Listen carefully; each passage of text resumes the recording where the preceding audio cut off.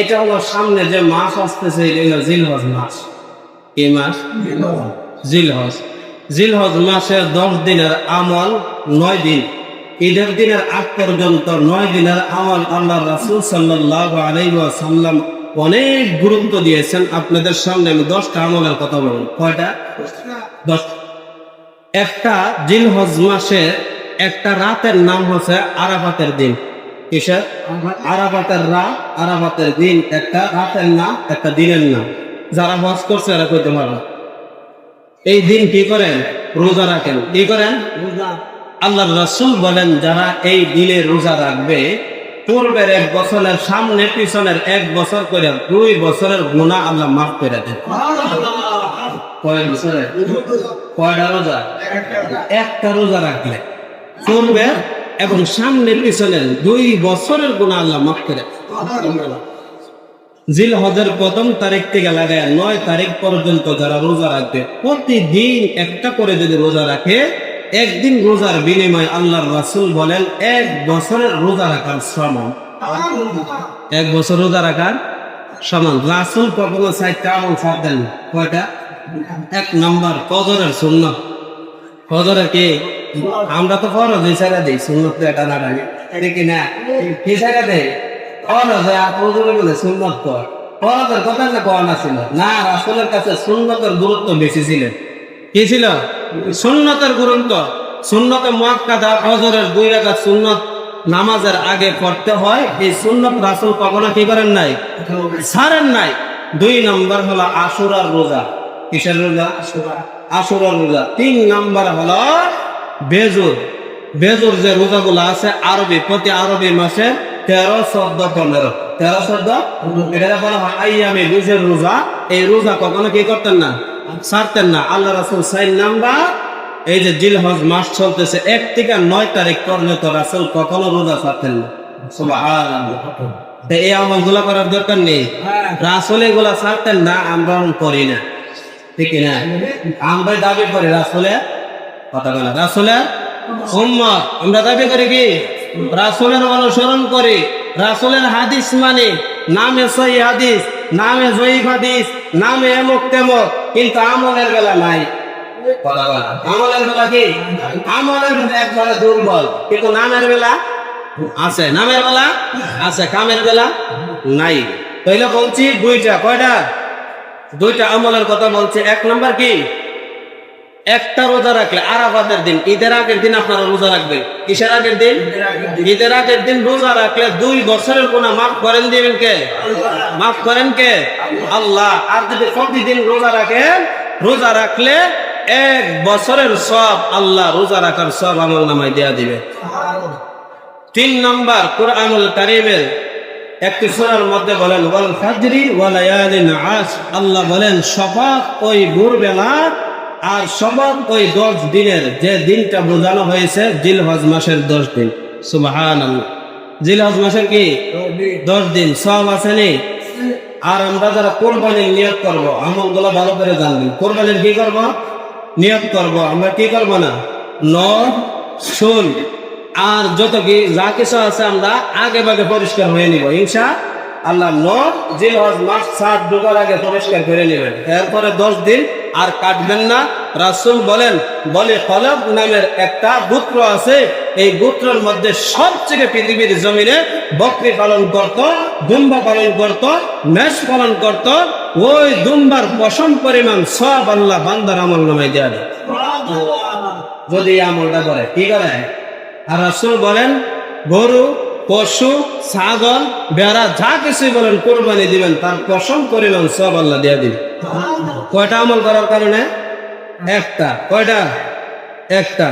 আমরা বেশি বেশি করে এই 9 দিন, আল্লাহ রাসূল বলেন আল্লাহর কাছে এই 10 দিনের আমলের চেয়ে অন্য কোনো দিন এত আমল গুরুত্বপূর্ণ না। সুবহানাল্লাহ। এই দিনের আমলগুলা এত পছন্দ আল্লাহর কাছে, আল্লাহর কাছে অন্য দিনের আমল এত প্রিয় না এই জিলহজ মাসের এই 9 দিন 10 দিনের আমলের চেয়ে। সুবহানাল্লাহ। বেশি বেশি করে আমরা 4টা তাসবিহ করব। কয়টা? করতে বইতে চলাফেরা করতে মসজিদে আসতে যাইতে এই 10 দিন অন্ততপক্ষে গপ্পগুজারি, গীবত, শাকায়াত এগুলো কম করেন, দেখবেন আপনার এমনিতেই অটোমেটিকলি ভাবে অন্য দিনও করতে আপনার মনে চাইবে না। জিকির করেন, কি করবেন? জিকির করলে সব আছে নেই, সেই 4টা জিকির করবেন। হ্যাঁ, সুবহানাল্লাহ, আলহামদুলিল্লাহ, লা ইলাহা ইল্লাল্লাহু, আল্লাহু আকবার। কয়টা জিকির? সুবহানাল্লাহ, আলহামদুলিল্লাহ, লা ইলাহা ইল্লাল্লাহু, আল্লাহু আকবার। রাসূল বলেন এই দিনে তোমরা বেশি বেশি করে 4টা বাক্য জিকির করো, ফজিলতপূর্ণ জিকির। আল্লাহ তাআলা যেন কবুল করেন। সকলে বলে আমিন। আরাফাতের দিনের রোজা আমরা তাকবীরের তাশরিক কি করব? তাকবীরের তাশরিক আমরা আরাফাতের দিন থেকে ফজর থেকে লাগাইয়া, এবং আমরা 13 তারিখ আসর পর্যন্ত, কয় তারিখ? 13 তারিখ আসর পর্যন্ত তাকবীরের তাশরিক একটা বলা হয়। কি বলা হয়? তাকবীরের তাশরিক। লা ইলাহা, আল্লাহু আকবার, আল্লাহু আকবার, লা ইলাহা ইল্লাল্লাহ, আল্লাহু আকবার, আল্লাহু আকবার, ওয়ালিল্লাহিল হামদ। এটাকে কি বলা হয়? তাকবীরের তাশরিক।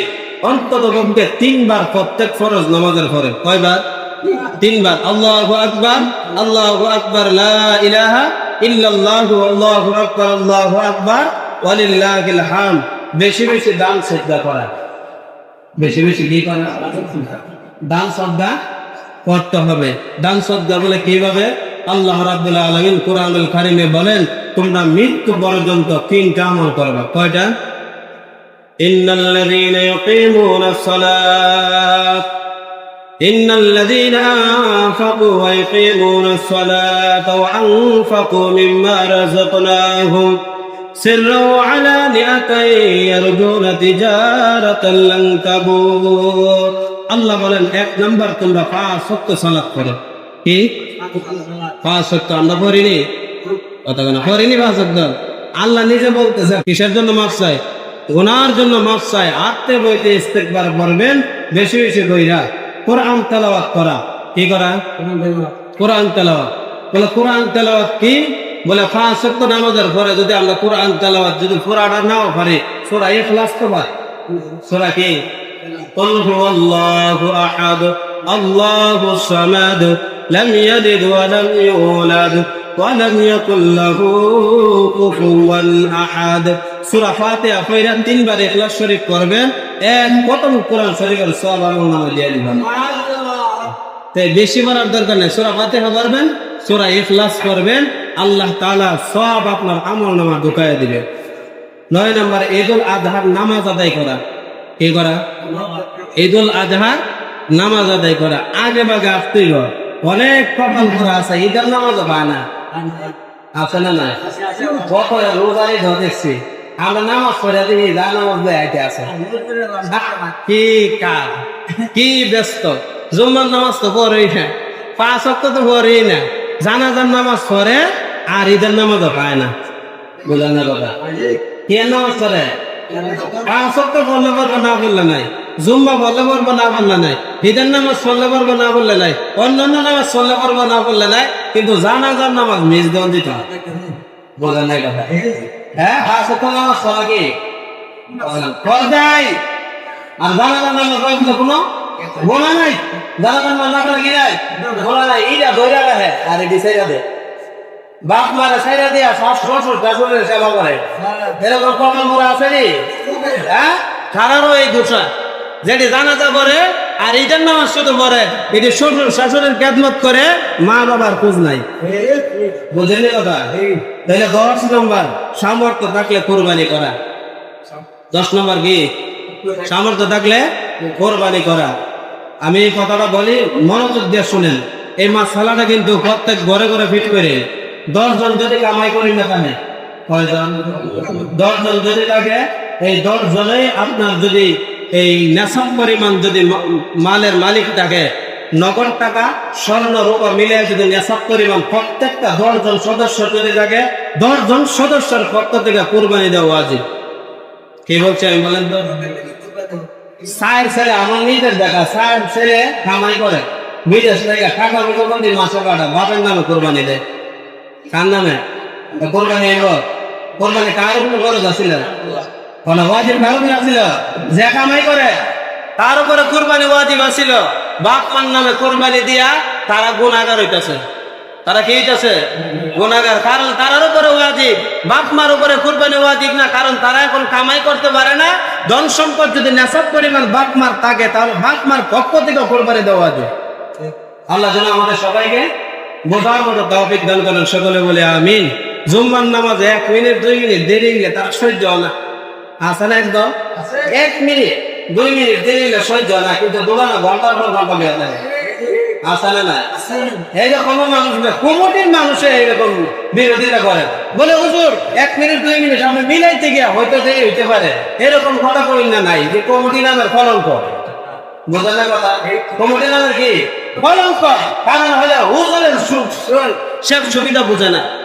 হুজুরের কি একটা কথা মিলাইতে গিয়া হয়তো 1 মিনিট দেরি হইতে পারে, 2 মিনিট দেরি হইতে পারে, কিন্তু এটাও সহ্য করে না। কারণ হলে এদের নামাজই করে না, আসল কথা। ঠিক না? আল্লাহ আমাদের সবাইকে বিধান মতো তৌফিক দান করেন, সকলে